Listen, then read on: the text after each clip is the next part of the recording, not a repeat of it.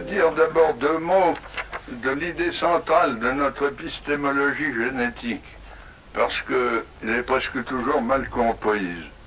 Les uns me prennent pour un empiriste, et même pour un néo-behavioriste, comme l'a fait Berlin, parce que je soutiens que la connaissance part de l'action exercée sur les objets.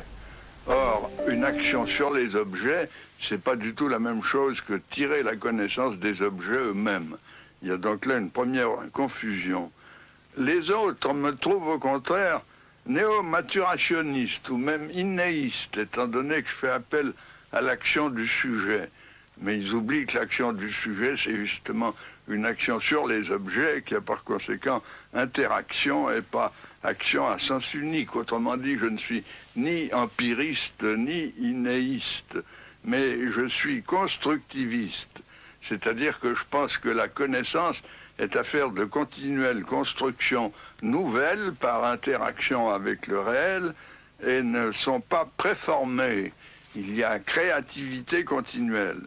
J'aimerais donc montrer en quoi la connaissance n'est pas préformée, ni dans les objets, ni dans le sujet, mais qu'il y a toujours auto-organisation et par conséquent une continuelle construction et reconstruction.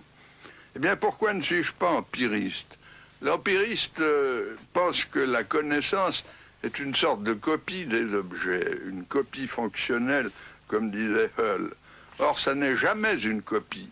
Elle est toujours une assimilation, c'est-à-dire une interprétation par intégration de l'objet dans des structures antérieures du sujet. Le meilleur exemple qu'on puisse donner pour justifier cette thèse, c'est l'étude du dessin lui-même chez l'enfant, étant donné que le dessin, par définition, est une copie d'un modèle.